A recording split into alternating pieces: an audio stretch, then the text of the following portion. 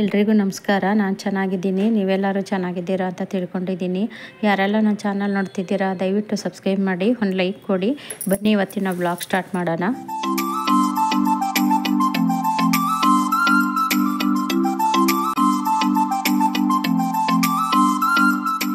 ಮೊನ್ನೆ ನಾನು ದೊಡ್ಡಾಲದ ಮರಕ್ಕೆ ಹೋಗಿದ್ನಲ್ಲ, ಅಲ್ಲಿಂದ ಸೇವಂತಿಗೆ ಗಿಡ ತೊಗೊಂಬಂದಿದ್ನಲ್ಲ, ಅದನ್ನು ಇವತ್ತು ರೀಪಾಟ್ ಮಾಡ್ತಾಯಿದ್ದೀನಿ.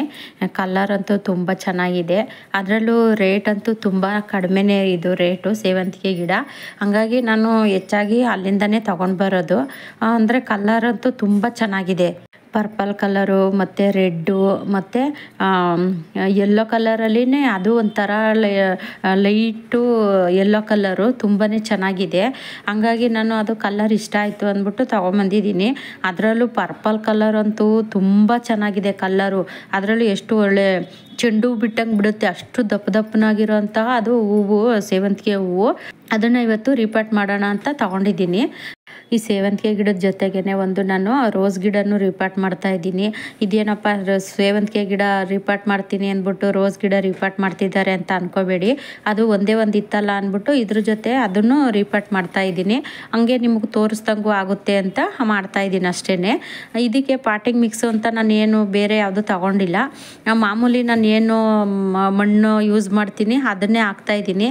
ನಿಮಗೆ ಬೇಕು ಅಂದರೆ ಇದಕ್ಕೆ ಮರಳು ಮತ್ತು ಕೊಕೊಪೀಟು ಮತ್ತು ಕಾಂಪೋಸ್ಟು ಎಲ್ಲನೂ ಹಾಕೋಬೋದು. ಯಾಕೆಂದರೆ ನಾನು ಇದಕ್ಕೆ ಆಲ್ರೆಡಿ ಗೊಬ್ಬರ ಎಲ್ಲ ಮಿಕ್ಸ್ ಆಗಿರುತ್ತೆ. ಫಸ್ಟೇ ನಾನು ಮಣ್ಣೆಲ್ಲ ರೆಡಿ ಮಾಡಿ ಇಟ್ಕೊಂಡಿರ್ತೀನಿ. ಅಂದರೆ ನಾನು ಮಾಡೋ ಗಾರ್ಡನ್ನಲ್ಲಿ ನಾನು ಜಾಸ್ತಿ ಖರ್ಚು ಮಾಡೋ ಅಂಥದ್ದನ್ನು ನಿಮಗೆ ಹೇಳೋದು ಇಲ್ಲ, ನಾನು ವಿಡಿಯೋ ತೋರಿಸೋದು ಇಲ್ಲ. ಯಾಕೆಂದರೆ ಸಿಂಪಲ್ಲಾಗಿ ನಾವು ಗಾರ್ಡನ್ ಮಾಡಬೇಕು, ಅದಕ್ಕೋಸ್ಕರ ನಾನು ಖರ್ಚಿಲ್ದಂಗೆ ನಾವು ಗಾರ್ಡನ್ ಮಾಡಬೇಕು ಅಂಥದ್ದನ್ನೇ ಮಾತ್ರ ನಾನು ತೋರಿಸೋದು. ಆ ಪಾಟಲ್ಲಿ ಓಲಿರುತ್ತಲ್ಲ ಅದಕ್ಕೆ ಅಂತ ನಾನು ಅಲ್ಲಿ ಚಚ್ಕೊತಾ ಇದ್ದೀನಿ ನೋಡಿ. ಅದು ಸಣ್ಣ ಸಣ್ಣದಾಗಿ ಪೀಸ್ ಮಾಡಿಕೊಂಡು ಆ ಓಲಲ್ಲಿ ಇಡೋದಕ್ಕೆ ಬೇಕಲ್ಲ ಅಂತ ನಾನು ಆ ಪೀಸ್ ಮಾಡ್ಕೊತಾ ಇದ್ದೀನಿ. ಅಲ್ಲಿ ಚಿಪ್ಪು ಹೆಂಗೂ ವೇಸ್ಟ್ ಆಗಿರುತ್ತಲ್ಲ ಅದನ್ನೇ ತಗೊಂಡು ನಾವು ಆ ಥರ ಮಾಡ್ಕೋಬೇಕು. ಪಾಟಲ್ಲಿ ಓಲಿರುತ್ತಲ್ಲ ಆ ಪಾಟ್ ಓಲ್ಗೆ ನಾನು ಆ ಚಿಪ್ಪನ್ನ ಪೀಸ್ ಮಾಡ್ಕೊಂಡು ಅದ್ರ ಮೇಲೆ ಇಟ್ಬಿಟ್ಟು, ಯಾಕೆಂದರೆ ನಾವು ಹಾಕೋ ಮಣ್ಣೆಲ್ಲ ಕೆಳಗಡೆ ಹೋಗ್ಬಾರ್ದಲ್ಲ, ಅದಕ್ಕೋಸ್ಕರ ನಾವು ಆ ಓಲ್ ಮೇಲೆ ಆ ಚಿಪ್ಪು ಅಥವಾ ಕಲ್ಲು ಯಾವುದಾದ್ರೂ ಸರಿ ಇಡಬೇಕು. ಇಟ್ಟು ಅದ್ರ ಮೇಲೆ ನಾನು ಸ್ವಲ್ಪ ಮಣ್ಣು ಹಾಕ್ತೀನಿ. ಮಣ್ಣು ಹಾಕ್ಬಿಟ್ಟು ಮತ್ತು ಅದ್ರ ಮೇಲೆ ಒಂದು ಸ್ವಲ್ಪ ಗಾರ್ಡನ್ ವೇಸ್ಟ್ ಹಾಕ್ಬಿಟ್ಟು ನಾನು ಆಮೇಲೆ ಗಿಡ ನೆಡ್ತೀನಿ. ನಾವು ಯಾಕೆ ಗಾರ್ಡನ್ ವೇಸ್ಟೇ ಹಾಕಬೇಕು ಯಾವಾಗಲೂ ಅಂತ ಅಂದರೆ, ಯಾಕೆಂದರೆ ಗಿಡ ಬೆಳೀತಾ ಬೆಳೀತಾ ಅದಕ್ಕೆ ಗೊಬ್ಬರ ಸಿಗಬೇಕಲ್ಲ, ಅದಕ್ಕೋಸ್ಕರನೇ ಒಂದು ಸ್ವಲ್ಪ ಹಾಕೋಬೇಕು. ಈ ದೊಡ್ಡ ಪಾಟ ಆದರೆ ನಾವು ಜಾಸ್ತಿ ಹಾಕೋಬೋದು. ಈಗ ಚಿಕ್ಕ ಚಿಕ್ಕ ಪಾಟಲ್ಲಿ ನಾವು ಒಂದು ಸ್ವಲ್ಪ ಹಾಕಿದ್ರೂ ಸಾಕು. ಮೊನ್ನೆ ನಾನು ಒಂದು ಪನ್ನೀರ್ ಪತ್ರೆ ಗಿಡ ರೀಪಾಟ್ ಮಾಡಿದ್ದು ತೋರಿಸಿದ್ದೀನಿ ನೋಡಿ. ನಾನು ಅದೇ ಥರನೇ ಮಾಡಿದ್ದು.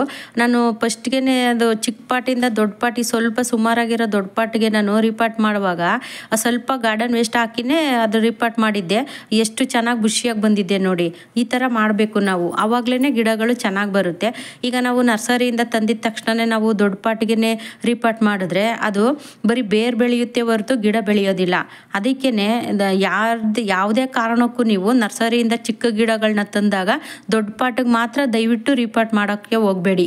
ಸ್ವಲ್ಪ ಮೀಡಿಯಮ್ ಆಗಿರೋ ಪಾಟಿಗೆ ಮಾತ್ರ ಮಾಡ್ಕೊಳ್ಳಿ, ಇಲ್ಲಾಂದರೆ ಅದು ಗಿಡ ಬದುಕೋದಿಲ್ಲ. ಯಾಕೆಂದರೆ ಬರೀ ಬೇರೆ ಬಿಟ್ಕೊಳುತ್ತೆ, ಗಿಡ ಇನ್ನೆಲ್ಲಿ ಬೆಳೆಯುತ್ತೆ ಹೇಳಿ. ಹಾಗಾಗಿ ಅದು ಗಿಡ ಬರೋದಿಲ್ಲ ಚೆನ್ನಾಗೆ. ಅದಕ್ಕೇ ಸ್ವಲ್ಪ ಸುಮಾರಾಗಿ ಮೀಡಿಯಮ್ ಆಗಿರೋ ಅಂಥ ಪಾಟಲ್ಲೇ ಮಾಡ್ಕೊಳ್ಳಿ. ನನಗೆ ಸೈಜೆಲ್ಲ ಹೇಳೋದಕ್ಕೆ ಬರೋದಿಲ್ಲ. ಅಂದರೆ ನಾನು ಒಂದು ಕಣ್ಣು ಅಳತೆನಲ್ಲಿ ನೋಡಿಕೊಂಡು ಇಷ್ಟು ದೊಡ್ಡ ಪಾಟಿಗೆ ಈ ಥರ ಗಿಡ ಹಾಕೋಬೇಕು ಅನ್ನೋದ್ರ ಬಗ್ಗೆ ಮಾತ್ರ ಗೊತ್ತಿರುತ್ತೆ ಅಷ್ಟೇ. ಅದಕ್ಕೆ ಹೇಳ್ತಾ ಇದ್ದೀನಿ ನೋಡಿ. ಇವಾಗ ನಾನು ಅದು ಸ್ವಲ್ಪ ದೊಡ್ಡ ಪಾಟಲ್ಲಿ ನಾನು ರೀಪಾಟ್ ಮಾಡ್ತಾಯಿದ್ದೀನಿ ಸೇವಂತಿಗೆ ಗಿಡನ. ನೋಡಿ ಎಷ್ಟು ಚೆನ್ನಾಗಿದೆ. ಪರ್ಪಲ್ ಕಲರ್ ಅಂತೂ ತುಂಬ ಚೆನ್ನಾಗಿದೆ. ಆ ಹೂವು ಎಷ್ಟು ದಪ್ಪ ಇದ್ದಾವೆ ಅಂದರೆ, ಈ ಚೆಂಡು ಹೂ ಬಿಡುತ್ತೆ ನೋಡಿ ಅಷ್ಟು ದಪ್ಪ ಬಿಡುತ್ತೆ ಅದು ಪರ್ಪಲ್ ಕಲರು. ಈ ಸೇವಂತಿಗೆ ಗಿಡಗಳೆಲ್ಲ ಎಷ್ಟು ರೇಟ್ ಇರ್ಬೋದು ಅಂತ ಅಂದ್ಕೊಂಡ್ರಾ? ಬರೀ 30 ರೂಪಾಯಿ ಅಷ್ಟೇ. ಇದಕ್ಕೆ ನಾನು ಜಾಸ್ತಿ ಎಲ್ಲ ಕೊಟ್ಟು ತರೋದಿಲ್ಲ. ಯಾಕೆಂದರೆ ಈ ಸೈಡೆಲ್ಲ ತೊಗೊಂಡ್ರೆ ನಮಗೆ ಕಾಸ್ಟ್ಲಿ ಇರುತ್ತೆ. ಹಂಗಾಗಿ ನಾನು ದೊಡ್ಡಾಲದ ಮರಕ್ಕೇ ಹೋಗೋದು ಹೆಚ್ಚಿಗೆ. ನೀವು ನೋಡಿರ್ತೀರ ನನ್ನ ಹಳೆ ವಿಡಿಯೋಗಳಲ್ಲೆಲ್ಲ ನಾನು ಒಂದು ಸೇವಂತಿಗೆ ಗಿಡ ಆಗಲಿ, ದಾಸವಾಳ ಗಿಡ ಆಗಲಿ, ರೋಸ್ ಗಿಡ ಆಗಲಿ ಮತ್ತು ಪಾಟ್ ಆಗಲಿ ಪ್ರತಿಯೊಂದನ್ನು ನಾನು ದೊಡ್ಡಾಲದ ಮರದಿಂದನೇ ತೊಗೊಂಬರೋದು. ಇವು 30 ರೂಪಾಯಿ ಸೇವಂತಿಗೆ ಗಿಡಗಳು. ಹಂಗಾಗಿ ನಾನು ತೊಗೊಂಬಂದಿದ್ದು. ಮೊನ್ನೆ ಒಂದು 25 ರೂಪಾಯಿ ರೋಸ್ ಗಿಡ ಅಂತಲೂ ತೋರಿಸಿದ್ದೀನಿ ನೋಡಿ. ತುಂಬಾ ಕಡಿಮೆ ಅಲ್ಲಿ. ಅದು ಹಣ್ಣಿನ ಗಿಡಗಳಾಗಲಿ, ಹೂವಿನ ಗಿಡಗಳಾಗಲಿ, ಪಾಟ್ಗಳಾಗಲಿ ಎಲ್ಲ ತುಂಬಾ ಕಡಿಮೆ.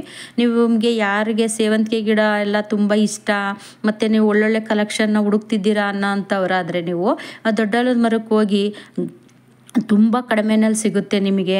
ಈಗ ನಾವು ಒಂದು ಕಡೆ ಹೋಯ್ತು ಅಂದರೆ 1-2 ತರಬಾರ್ದಲ್ವ, ಸ್ವಲ್ಪ ಜಾಸ್ತಿನೇ ತೊಗೊಂಬರ್ಬೇಕು. ಕಮ್ಮಿ ಸಿಕ್ಕಿದಾಗ ನಾವು ಜಾಸ್ತಿ ತೊಗೊಂಡ್ಬರ್ಬೇಕು.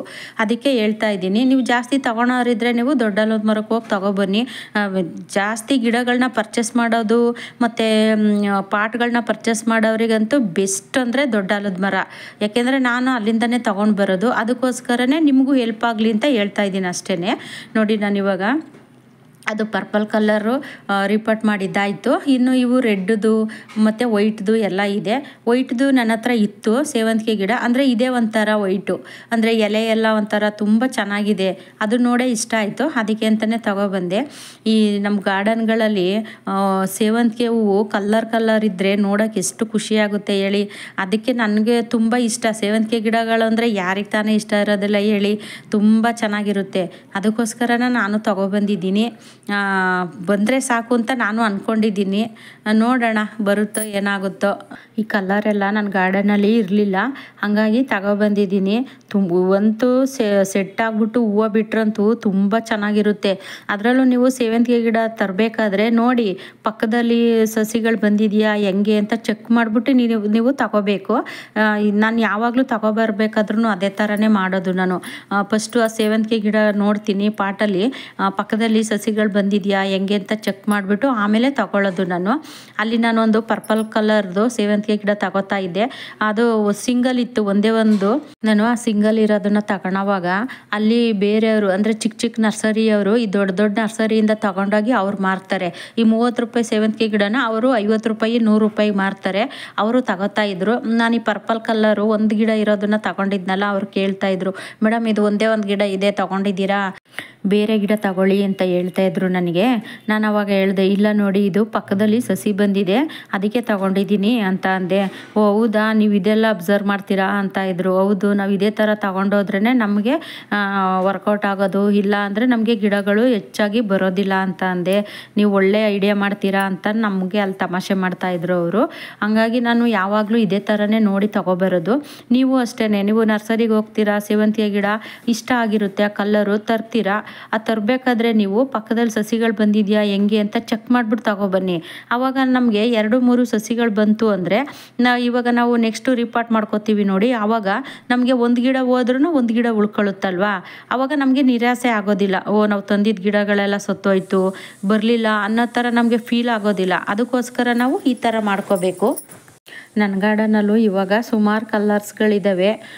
ಎಷ್ಟು ಕಲರ್ ಇದೆ ಅಂತ ನಾನು ಕೌಂಟ್ ಮಾಡಿಲ್ಲ.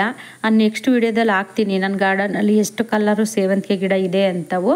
ಅದೇ ಸಪ್ರೇಟು ಒಂದು ವಿಡಿಯೋ ಮಾಡಿ ಹಾಕ್ತೀನಿ. ಈ ಸೇವಂತಿಗೆ ಗಿಡದಲ್ಲಿ ಚಿಕ್ಕ ಸಸಿಗಳು ಬಂದಿದ್ವಲ್ಲ, ಅದನ್ನು ನಾನು ಚಿಕ್ಕ ಪಾಟ್ಗೆ ಹಾಕ್ತಾಯಿದ್ದೀನಿ ನೋಡಿ.